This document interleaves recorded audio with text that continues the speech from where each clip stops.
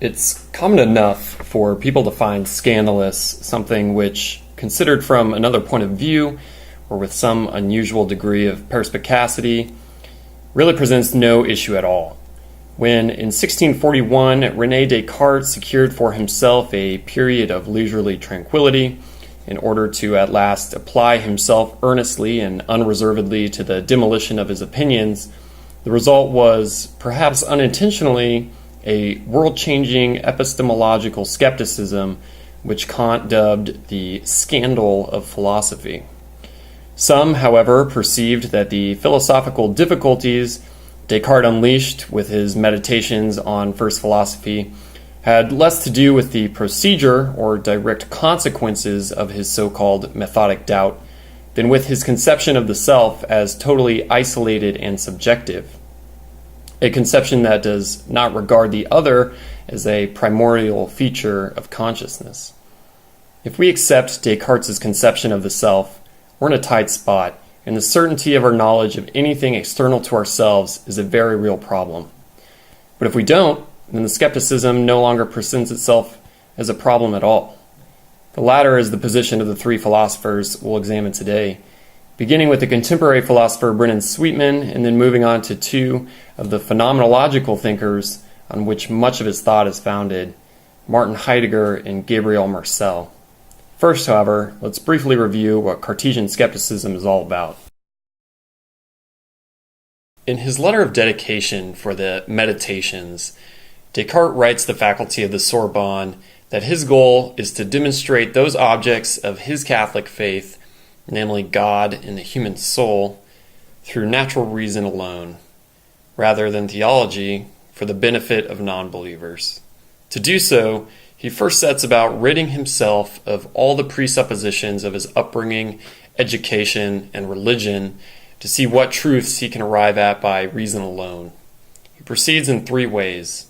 First, recognizing the original dependence of all he has held to be true on sense perception, he calls into question the reliability of his senses. He observes that they are sometimes illusory and concludes that perhaps everything he perceives through the senses is an illusion. Descartes compares such a possibility with the madman whose brains are impaired by such a unrelenting vapor of black bile that though he speaks utter nonsense, he believes himself completely sane.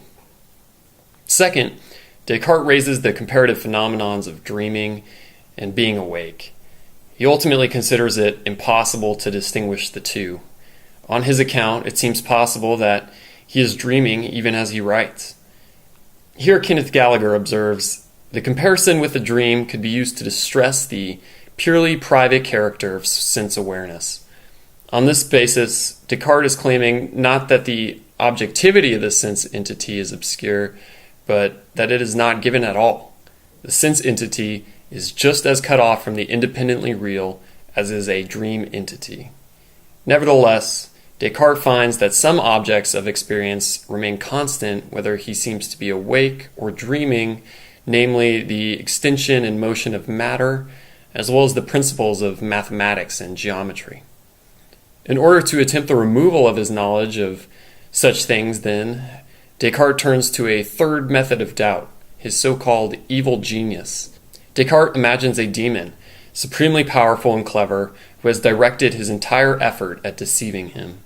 Whatever the contents of his waking or dreamed experience, he cannot know for certain whether he has not merely been subject to a stream of false percepts all his life. The result of all Descartes' doubting is that even if nothing he has ever based his cognition on is true, and he has rather been the victim of some omnipotent deceiver, he at least knows that he is a self which exists to be deceived. Hence his famous cogito ergo sum, or its slightly misleading bumper sticker translation, I think, therefore I am. The problem of Cartesian skepticism arises when this totally isolated subjective consciousness attempts to learn about the real outside of self, or even whether such a reality exists at all. This is the problem Descartes goes on to attempt a solution to in the remainder of his meditations. But the question he raises is perhaps more compelling than his answer. The evil genius argument is the method which prompts the most total skepticism, and it is this argument Brendan Sweetman takes on in an article entitled The Pseudo-Problem of Skepticism. Sweetman compares Descartes' evil genius with the mad scientist who kidnaps people, puts their brains in a vat, and controls everything from their sense of smell to their conception of logic. The contemporary reader might also find some similarities with this idea in the Wachowski brothers' film The Matrix. Sweetman claims that the evil genius or brain in a vat problem cannot be solved, for any piece of reasoning, memory, imagination, or experience upon which the kidnapped person bases his reflection might be fed to him by the scientist. He can't even trust his logical inferences. Sweetman bases his argument on two assertions. First, we have no evidence to claim that just because the matrix is a logical possibility, that we can have no knowledge of the external world. Second, the logical impossibility of a solution to the evil genius problem indicates the impossibility of a logical defense for the argument itself and cements its status as an invented and to an extent arbitrary problem.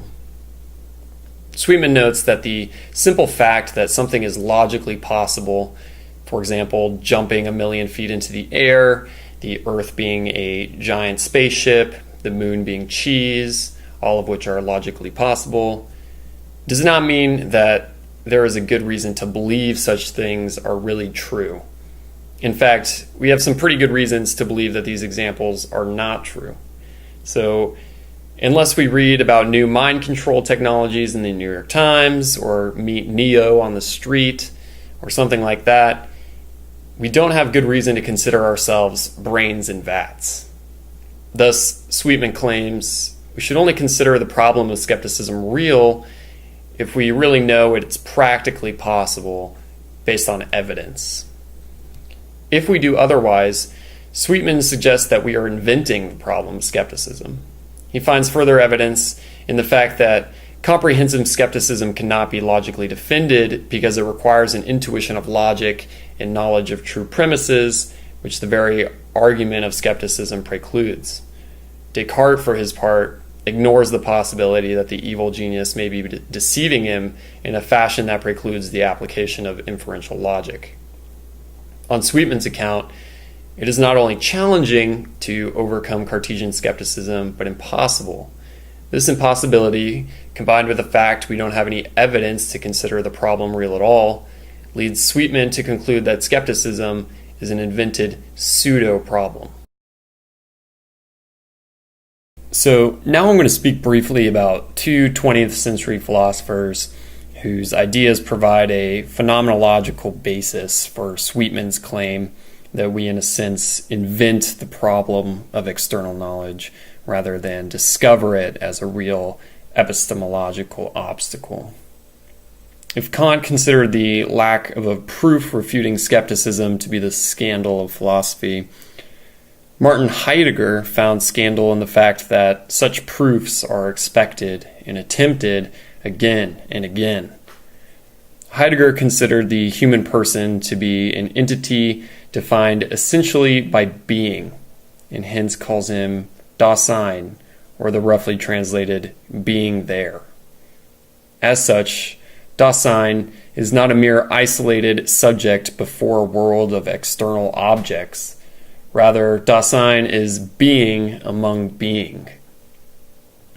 In Being and Time, Heidegger writes that the world is disclosed essentially along with the being of Dasein. By disclosure, Heidegger refers to man's encounter with the world in a precognitional sense, one of sensitivity to our environment, mastery of using other things for our own good, and language. Heidegger conceives of this precognitional knowing equipmentally. We first understand the world through unities related to us being to being. He observes, what we first hear is never noises or complexes of sounds, but the creaking wagon, the motorcycle. We hear the column on the march, the north wind, the woodpecker tapping, the fire crackling.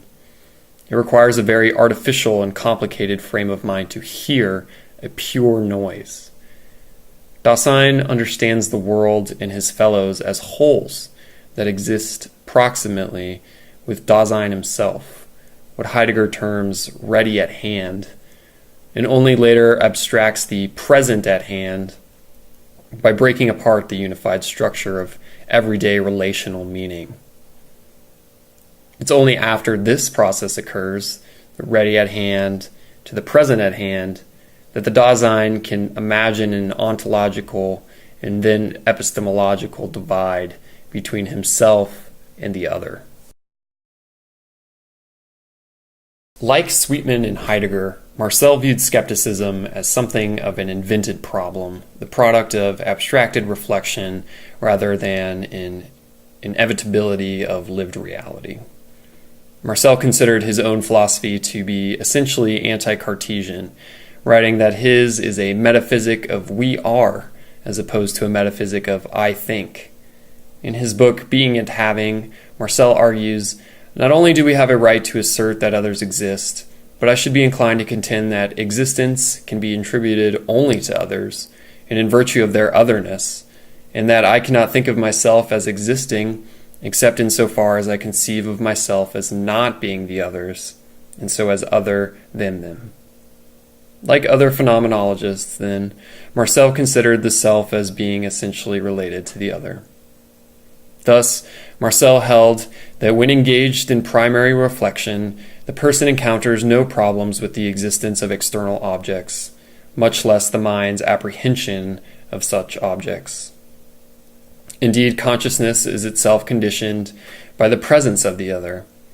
The human person is essentially involved in a particular contextual situation involving the peculiarities of history and culture.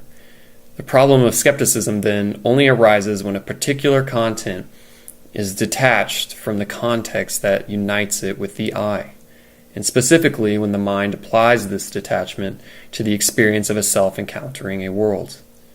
Reflection, says Marcel, only occurs as an abstraction from my situation in everyday experience, and therefore as a derived reality only. To consider meanings as essentially detached from persons as beings in a situation is impossible. A person is required to lend meaning to something, and that person is essentially a social recognition that we are. Thus, someone operating in the everyday context of a being in a situation is not justified in doubting the reality of that context. The ontological status of the I and the other are codependent. Only when man abstracts the other in itself from his own lived experience can it be considered as a derivatively real object. The skeptical problem of knowing things outside oneself presupposes the self's recognition that it is not, in fact, an essentially isolated subject. For more on Descartes and the epistemological positions of Brendan Sweetman, Martin Heidegger, and Gabriel Marcel, check out the following sources referenced in this project, as well as the work of these philosophers themselves. Cheers!